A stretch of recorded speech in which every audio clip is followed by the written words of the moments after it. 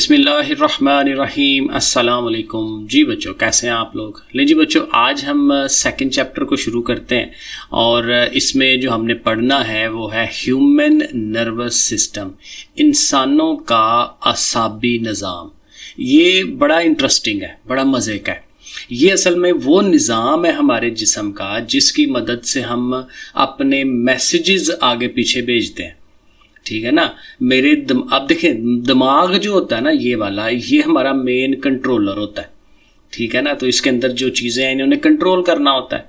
तो हमारे जिस्म ने क्या करना है, अब मैं जो बोल रहा हूँ तो मेरा दिमाग मुझे बता रहा है कि मैंने क्या लफ्ज़ बोलने हैं, हाथ को मैं ऐसे ऐसे कर रहा हूँ। ठीक है ना। तो ये सारा किसके कंट्रोल में है? ये दिमाग के कंट्रोल में है। लेकिन दिमाग वो कंट्रोल कैसे कर रहा है, ठीक है, वो चीज़ें हमें यहाँ पढ़नी है, ये समझनी है। बड़ी मज़े की चीज़ है। ठीक है। तो ये हम ज़रा देखते हैं। तो ह्यूमन नर्वस सिस्टम, इंसान का, ज़ाहिर है बाकी जानवरों का भी होता होगा, लेकिन हमें सिर्फ इंसान का पढ़ना है क्योंकि हमें अपनी समझ आए कि हम कैसे काम करते हैं। ये देखें, ऊपर उसने दिमाग भी एक वो बनाया हुआ है सारा। ठीक है ना। तो वो ज़ाहिर है इसको भी हमने डिटेल से थोड़ा सा पढ़ना है और ये मज़े की चीज़ें हैं, आपको समझ आएगी। और अगेन मैं इसको लफ्ज़ बाय लफ्ज़ आपको पढ़ाऊँगा क्योंकि हमें इंग्लिश भी आए। ठीक है, इंग्लिश को आना भी बड़ा ज़रूरी है। और हाल ही नोट्स वगैरह ना याद किया करें, चीज़ों को समझा करें।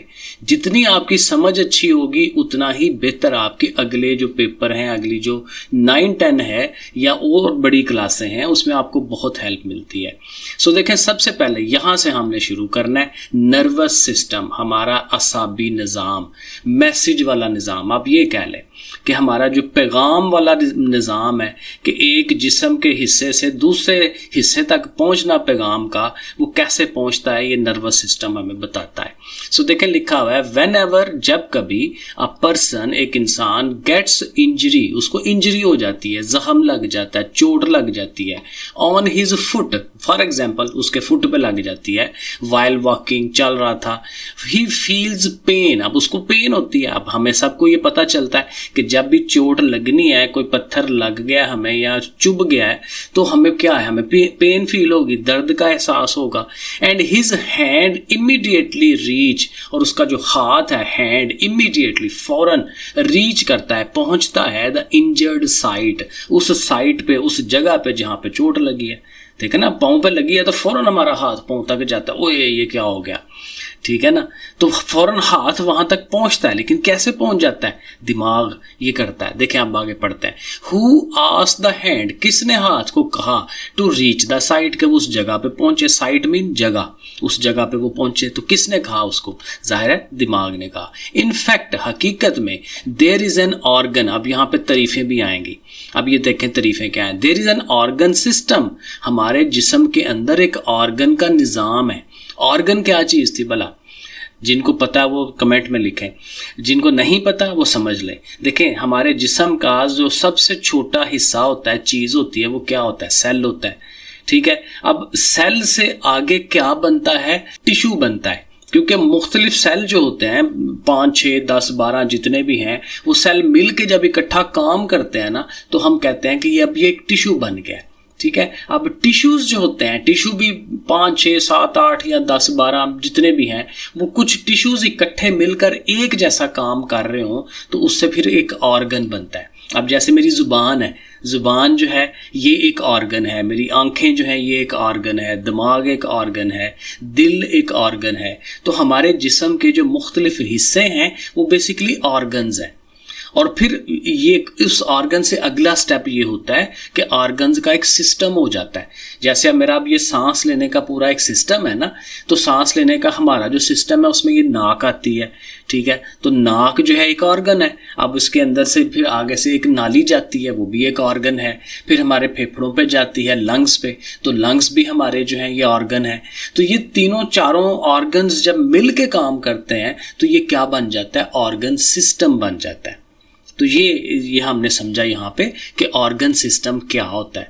तो यहाँ पे कह रहा है there is an organ system in our body, हमारे जिस्म के अंदर एक ऑर्गन सिस्टम होता है विच कैरीज मैसेजेस, जो पैगामात को लेकर जाता है from one part of the body, जिस्म के एक हिस्से से, टू अनदर, एक और हिस्से की तरफ, एंड कोऑर्डिनेट बॉडी फंक्शंस, और बॉडी के जो फंक्शंस हैं, बॉडी के जो काम है, उनको जो है उसमें हिस्सा डालता है, बताता है कि भाई अब ये करो, अब वो करो, ठीक है। तो ये पूरा एक सिस्टम है, तो उस सिस्टम का फिर हमने ये नाम रखा हुआ है, this system is called nervous system.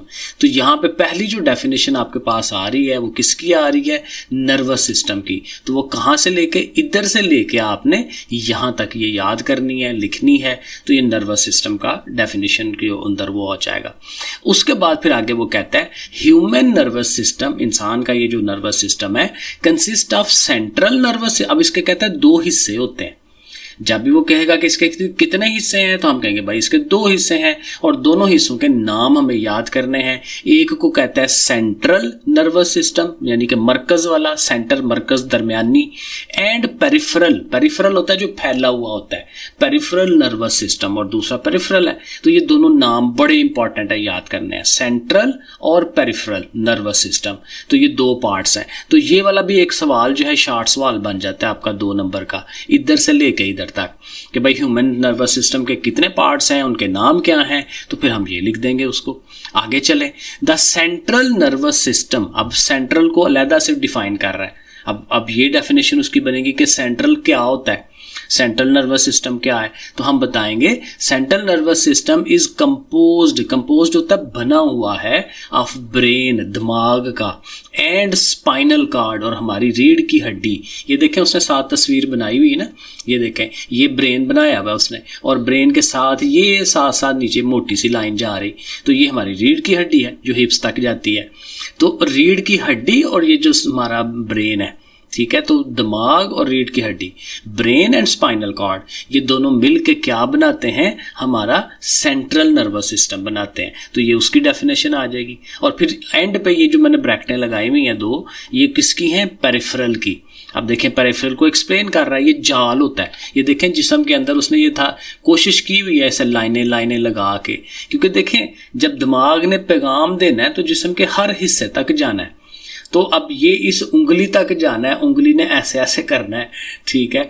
तो ये उंगली तक भी तो निज़ाम पहुंचा होगा, तो दिमाग का पैगाम इधर तक पहुंचेगा ना। तो जिस्म के पूरे हिस्से के अंदर ये छोटी छोटी जो है ये चीज़ें फैली हुई हैं, शाहें फैली हुई हैं इसकी। अब ये तफसील से देखते हैं आगे कि ये हैं क्या, ठीक है। तो ये कहता है peripheral nervous system consist of a network, ये पूरा एक नेटवर्क होता है, जाल बना होता है, किसका, ऑफ नर्व्स का। अब नर्व की आगे डेफिनेशन आएगी कि ये क्या होती है, ठीक है। ये वो छोटी छोटी जालियां कह लें फिलहाल, which connect the central nervous system, ये क्या करता है, ये जाला क्या करता है, ये जो सेंट्रल नर्वस सिस्टम है हमारा दिमाग और रीढ़ की हड्डी, उसको कनेक्ट करता है बाकी पार्ट्स के साथ। बॉडी जितनी भी जिस्म का हमारा हिस्से हैं उन सब के साथ इसको कंट्रोल करता है। तो ये देखें इसमें इसी सारे के अंदर एक डेफिनेशन सेंट्रल नर्वस सिस्टम की आ गई, फिर ह्यूमन उसके पार्ट्स की एक डेफिनेशन आ गई, फिर सेंट्रल को अलहदा से डेफिनेशन, पेरिफेरल को अलहदा से डेफिनेशन। तो ये 4 इसमें से सवाल आपने रेडी कर रहे हैं जो मैंने आपको निशान लगा दिए, ठीक है। और ये देखें मतलब थोड़ा सा फिगर वगैरह को साथ ज़रूर देखा करें कि ये ब्रेन तो स्पाइनल कॉर्ड मैंने बता दिया, फिर उसने पेरिफेरल नर्वस सिस्टम बताया हुआ, ये जाल पूरा फैला हुआ है, तो बाकी वही है जो मैंने आपको एक्सप्लेन कर दिया। तो फिगर वैसे देखा करें, खुद भी गौर किया करें। अब यहाँ पे एक बड़ा ही इंटरेस्टिंग और बड़ा ही अहम जो है कंसेप्ट आता है जिसको हम कहते हैं न्यूरॉन। ये जो न्यूरॉन है ये क्या चीज़ है, देखें बड़ी सिंपल सी बात है। न्यूरॉन एक सेल होता है, जैसे मैंने कहा ना हमारी पूरी बॉडी जो है वो सेल्स से बनी हुई है, छोटे छोटे सेल्स हैं। जैसे कोई भी इमारत ईंटों से बनी होती है तो हमारी बॉडी जो है वो सेल से बनी होती है।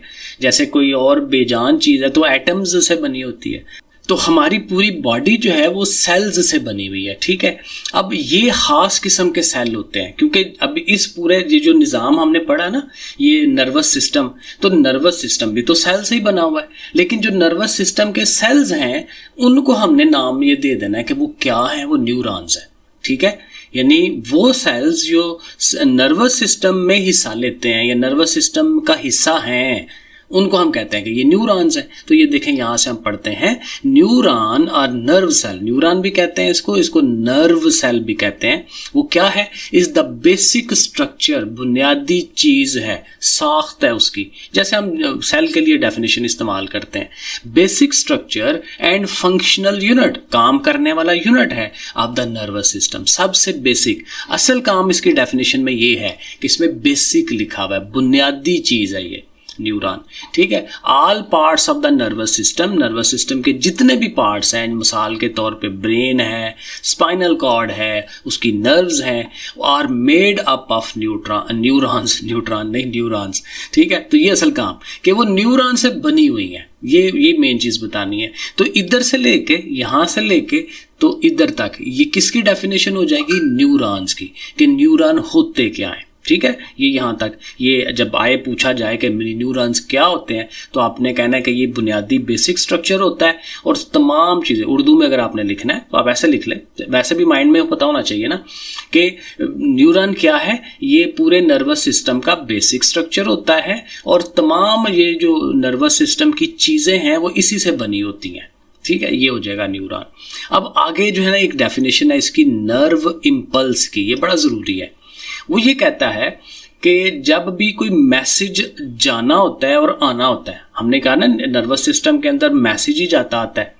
ठीक है, पैगाम जा रहा है और आ रहा है। अब वो पैगाम की शक्ल क्या है? पैगाम की जो शक्ल है ना, बड़ा मजेदार का कंसेप्ट है। ये बिजली का ना छोटा सा झटका होता है। जैसे बिजली है ना, आप बिजली की तार को हाथ लगाएं, करंट की तार को, तो आपको करंट फील होती है। और आप हमने करंट पढ़ी हुई है, करंट क्या है? इलेक्ट्रॉन का बहाव होता है। तो करंट जो है वो चल रही होती है। तो ये भी हमारे जिस्म के अंदर छोटी छोटी बहुत ही मामूली सी करंट होती है ये, यानी करंट की शक्ल में हमारा पैगाम आगे जाता है। ये हमारे जो दिमाग है ना, दिमाग के अंदर कॉन्स्टेंटली, हमेशा, हर वक्त, कॉन्स्टेंटली का मतलब हर वक्त जो है हमारे दिमाग के अंदर जो है ये छोटे छोटे स्पार्किंग ज़्यादा अच्छा लफ्ज़ है कि ये स्पार्किंग होती रहती है। और इस स्पार्किंग की मदद से ही पैगाम आ रहा है, जा रहा है, पैगाम को एनालाइज किया जा रहा है कि भाई क्या पैगाम आया है, अब आगे से क्या पैगाम देना है। ठीक है, तो ये जो छोटे छोटे ये स्पार्किंग है, जो छोटी छोटी बिजली है बहुत छोटी सी, इसको हम कहते हैं नर्व इम्पल्स। ठीक है, तो ये नर्व इम्पल्स की वजह से ही चीज आगे पीछे पैगाम जाना होता है। तो ये पढ़ें, देखें, न्यूरॉन्स ट्रांसमिट मैसेज। न्यूरॉन क्या करते हैं? ट्रांसमिट यानी कि भेजते हैं आगे मैसेजेस, पैगामात को, in the form of electrochemical waves. ये वही बात, बिजली की लहरें। ठीक है, वही स्पार्किंग कॉल्ड नर्व इम्पल्स, उसको नर्व इम्पल्स कहते हैं। ठीक है, अब ये देखें, ये शक्ल है न्यूरॉन की। एक अकेला जो न्यूरॉन है, एक जो सेल है हमारा न्यूरॉन वाला, उसकी शक्ल देखें किस तरह की है। कोई इसमें मुश्किल नहीं है। इसके देखें दो पार्ट्स हैं। एक पार्ट है ये वाला जिसको मैं ऐसे सर्कल करने की कोशिश कर रहा हूँ, ये वाला। ठीक है, ये जो पार्ट है ना, इसको वो कहता है ये सेल बॉडी है, क्योंकि मेन हिस्सा सेल का ये वाला है। क्योंकि इसमें देखें, इसमें ये वाली जगह है ना, ये न्यूक्लियस है, उसने एंड पे लिखा भी हुआ है। न्यूक्लियस सेल का मेन मरकज होता है जो पूरे सेल को कंट्रोल करता है कि सेल ने क्या काम करने हैं। ठीक है, ये न्यूक्लियस है। उसके इर्द गिर्द जो है ये कुछ छोटी छोटी चीज़ें जो हैं आपको नज़र आ रही होंगी, ये उसके सेल के और छोटे पार्ट्स होते हैं, गोल्जी कम्प्लेक्स और पता नहीं क्या कुछ, वैक्यूल्स एंड सो ऑन। जैसे हम एक सेल पढ़ते हैं कि सेल में चीज़ें होती हैं। ठीक है, तो ये सेंटर है उसका। ठीक है, तो इसलिए सेल की जो मेन बॉडी है ये है। लेकिन इसमें जो इंपॉर्टेंट चीज़ है ना, ये उसकी मूंछें जो बनी हुई हैं, ये जो साइडों पे जो चीज़ें निकली हुई हैं ना, शाहें इसकी। ठीक है, तो ये जो शाहें हैं, इनका नाम उसने रखा हुआ है डेंड्राइट्स। ये डेंड्राइट्स क्या करती हैं कि जो दूसरा कोई सेल होगा इस तरह का, उससे मैसेजेस को वसूल करती हैं, लेती हैं। होता क्या है कि बहुत सारे करोड़ों सेल्स ये इस तरह के बने होते हैं। एक सेल, अब पैगाम एक सेल ने लेके नहीं जाना होता, वो अपनी जगह पे मौजूद रहता है। तो एक सेल ने पैगाम अगले सेल को देना होता है, उसने अगले को देना होता है, उसने अगले को। ऐसे भाई तुम ये कहो, ये कहो, ये कहो, एंड पे जाके वो ब्रेन तक जो है वो पहुंच जाता है। फिर ब्रेन ने भी जाके आगे से पैगाम देना होता है, तो वो भी इसी तरह से ब्रेन वाला एक सेल जो है वो अगले को, फिर अगले को। ठीक है, तो जो यहाँ सेल पड़ा हुआ है उसने इधर ही रहना है, जो यहाँ सेल है उसने इधर ही रहना है।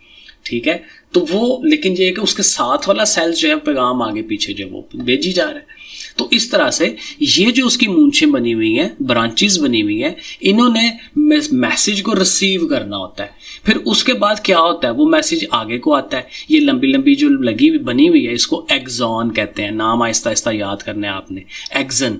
तो एक्सन्स के जरिए मैसेज आगे जाता है और देखें एंड पे भी मूंछें बनी हुई हैं, उसकी ये जो ब्रांचेस जो है वो बनी हुई हैं, उसकी शाखें बनी हुई हैं। तो इन शाखों से फिर जो अगला इसके साथ एक और न्यूरॉन पड़ा होगा, उसको वो मैसेज दे देगा। ठीक है, तो इधर से, सॉरी मैं उंगली इधर को कर रहा हूं, तो इधर से जो है ये मैसेज उसने वसूल करना है, रिसीव करना है, और इधर से मैसेज उसने आगे प्रोवाइड कर देना है। ठीक है जी, तो ये इसकी ओवरऑल शक्ल है। इतने को हम सेल बॉडी कहते हैं, ये एक्सॉन है, ये मूंछों को डेंड्राइट्स कहते हैं, न्यूक्लियस इधर है, और एंड सो ऑन। ठीक है, तो ये इसकी जितनी शक्ल याद हो वही उतना बेहतर है। अब यही सारा कुछ उसने नीचे एक्सप्लेन किया हुआ है। The part of a neuron, neuron का वो हिस्सा विच कंटेन न्यूक्लियस, जिसमें न्यूक्लियस होता है, and most of the cytoplasm, और साइटोप्लाज्म भी, साइटोप्लाज्म जेलीनुमा चीज होती है जिसके अंदर बाकी पार्ट्स और न्यूक्लियस भी तैर रहा होता है, उसको साइटोप्लाज्म कहते हैं। Is called cell body. तो ये सेल बॉडी है, तो सेल बॉडी की भी अलग से डेफिनेशन आ सकती है। तो ये लाइन आपको पहली जो है जरूर याद करनी और लिखनी चाहिए। आगे कहता है द फाइन प्रोजेक्शंस, वही जो मैं कह रहा था ना, उसकी जो मूंछें, फाइन प्रोजेक्शन मतलब कि पतली पतली जो आगे निकली हुई हैं, of the cell body which receive message, जो मैसेज को रिसीव करता है, लेता है, आर कॉल्ड डेंड्राइट्स, उसको डेंड्राइट्स कहते हैं। डेंड्राइट की भी डेफिनेशन है, a long projection of the cell body. अब सेल बॉडी का जो लंबे लंबे वाला ये जो है, ये पीला पीला जो है, इसकी वो बात कर रहा है, विच कंडक्ट मैसेज, मैसेज को लेके जाता है away from the cell body, cell body से लेता है और आगे ले जाता है। ठीक है, इज कॉल्ड एक्सन, उसको हम एक्सन कहते हैं। तो ये एक्सन की डेफिनेशन है। The terminal end of the axon, यानी एक्सन का ये जो बाहर वाला पार्ट है, transmit the message to the next cell. ठीक है, यही बात मैंने आपको वैसे जुबानी समझा दी। तो इसमें से भी ये 3 डेफिनेशनें बन रही हैं, तो ये आपने यहाँ से याद करनी है। अब देखें यहाँ पे लहदा से वो नर्व की डेफिनेशन जो मैंने कहा था मैं आगे जाके बताऊंगा, वो इधर मौजूद है। अब देखिए नर्व क्या होता है। कहता है a nerve is a cable like bundle of actions. कहता है ये जो एक्सन्स रहते हैं ना, एक्सन्स आपस में जुड़ जुड़ के ना लंबे होते चले जाते हैं, और ये जो सामने वाला हिस्सा है उसका सेल बॉडी या दूसरा, वो बड़ा छोटा सा होता है, लेकिन असल काम ये एक्सन्स का होता है, क्योंकि ये लंबे लंबे होते हैं और इन्होंने मैसेज को आगे आगे लेके जाना होता है। ठीक है, तो ये क्या होते हैं, एक्सन्स इकट्ठे होते चले जाते हैं, तो एक लंबी लाइन बन जाती है उनकी। जैसे एक तार होती है ना, बिजली की तार है, तो बिजली की तार लंबी होती है तो उसमें से बिजली आगे कन्वर्ट होती है ना, तो ये भी एक किस्म की ना हमारी तार बना लेते हैं अंदर। तो ये बंडल है, उसने देखें ये लिखा हुआ बंडल है, आपस में ये इकट्ठे हो के एक मोटी तार बना लेते हैं, केबल लाइक, तार की तरह का एक चीज बन जाती है। Enclose in a common sheath, और ये देखें कुदरत ने ही उसको एक खास, अब वो एक लंबी तार बना के ना, तो उसको अल्लाह ताला ने उसको जो है वो क्या कहते हैं, उसकी प्रोटेक्शन की होती है, हिफाजत की होती है। जैसे हमारी तार है, आप कभी तार पकड़ के देखें ना, तो तार अगर वैसे पकड़ेंगे आपको करंट नहीं लगनी, क्योंकि असल तार अंदर है। वो जो उसके ऊपर जो प्लास्टिक चढ़ा होता है वो उसकी हिफाजत करता है कि वो उसकी जो करंट है वो बाहर ना निकले। तो यही काम, एग्जैक्टली यही काम अल्लाह ताला ने अंदर किया हुआ है कि वो बंडल बना हुआ है, उसके ऊपर भी कोटिंग अल्लाह ताला कर देते हैं, और उसको कहते हैं कॉमन शीथ। ठीक है ना, तो वो इस तरह का वो बना होता है। नर्व ट्रांसमिट मैसेज, अब जाहिर है कि नर्व का यही काम है कि उसने मैसेजेस जो है बॉडी के एक पार्ट से दूसरे पार्ट में लेके जाना है। तो ये नर्व की डेफिनेशन जो है ये भी आपने तैयार करनी है। अब आगे बड़ा इंटरेस्टिंग है ये जो मैं बता रहा था, मैसेज आ रहे हैं जा रहे हैं, अब वो किस तरह से होता है वो डिटेल यहाँ पे आएगी। टाइप्स ऑफ न्यूरॉन, अब न्यूरॉन तो हमने पढ़ लिए कि भाई ये हमारे नर्वस सिस्टम का एक सेल होता है, ठीक है, और सारा नर्वस सिस्टम इसी से बना हुआ है, लेकिन इसकी टाइप्स हैं। ठीक है, तो on the basis of their functions, इनके कामों के हिसाब से न्यूरॉन्स ऑफ 3 टाइप, न्यूरॉन की कितनी किस्में हैं, 3। तो ये आपने याद करना है, एमसीक्यूज में आ जाता है या वैसे भी आ जाता है शॉर्ट सवाल। कितनी किस्में हैं, 3 किस्में हैं, और तीनों के नाम हमें याद करने हैं। Sensory neuron, motor neuron and inter neuron. Sensory, motor, inter, ये आपने रट्टा मारना, याद करना है, सेंसरी, मोटर, इंटर। अब ये इनको अलग-अलग से डेफिनेशन हमारी आनी चाहिए हमें। सेंसरी न्यूरॉन क्या है जी, कैरी नर्व इम्पल्सेस, यानी कि ये जो मैसेज है, nerve impulse message from sense organs. हमारा जो सेंस ऑर्गन है, हमारी जो स्किन है, ये सेंस है। मैं हाथ, अब कोई मेरी हाथ लगाएगा तो मुझे फील हो जाएगा हाथ लगा है, ठीक है, मेरी आंखें जो ये सेंस ऑर्गन है, हमारे कान सेंस है, क्योंकि हमारे इर्द गिर्द को ये सेंस करते हैं। तो जो भी मैसेज माहौल का हमारे बॉडी में जाना है वो किसके जरिए जाता है? सेंसरी न्यूरॉन, सेंस ऑर्गन्स के जरिए जाता है। तो फिर ये जो सेंसरी न्यूरॉन्स हैं वो ये सेंस ऑर्गन्स में मौजूद होते हैं, ठीक है। तो ये सेंस ऑर्गन यानी कि ईयर्स हैं, आईज हैं, स्किन है, टंग है, नोज है, इनसे वो लेता है to the central nervous system, यानी कि वो सेंट्रल नर्वस सिस्टम पे ले जाता है, यानी कि दिमाग के पास और रीढ़ की हड्डी के पास ले जाता है। यानी हमारे जिस्म से, मसलन मुझे ये यहाँ पे चोट लगी, टीचर ने स्टिक मारी, अब मुझे दर्द हो रही है, तो दर्द की जो फीलिंग है, ठीक है, वो मैसेज कि यहाँ पे लगा है, वो मैसेज जो है वो ऊपर तक जाना है, दिमाग तक जाना है, तो वो कौन लेके जा रहा है? सेंसरी न्यूरॉन लेके जाते हैं। तो दिमाग तक पहला काम जो है कि मैसेजेस को दिमाग तक लेके जाना, ये सेंसरी न्यूरॉन्स का काम है। तो सेंसरी न्यूरॉन्स की डेफिनेशन यहाँ तक आ जाती है, इधर से लेके, ठीक है। उसके बाद ये मोटर न्यूरॉन है। तो मोटर न्यूरॉन क्या करते हैं? दिमाग ने जब मैसेज प्रोवाइड करना है, मेरी उंगली को कहना है कि भाई हिलो, तो दिमाग कह रहा है तो ये हिल रही है ना, तो दिमाग से मैसेज लेके जब उंगली तक आना है तो किसने आना है? मोटर न्यूरॉन ने आना है पूरे बॉडी में, ठीक है। तो motor neurons carry nerve impulses यानी कि messages from central nervous system, central nervous system वही दिमाग है, टू इफेक्टर्स। इफेक्टर्स होते हैं जो मसल्स हैं, जो हमारी उंगलियां हैं, कुछ भी है जहाँ पे काम होना है, ठीक है, मसल्स एंड ग्लैंड्स, जिन्होंने आगे से फिर वो उसकी दिमाग की बात को मानना है कि हाँ जी ठीक है अब हम ये करते हैं, ठीक है।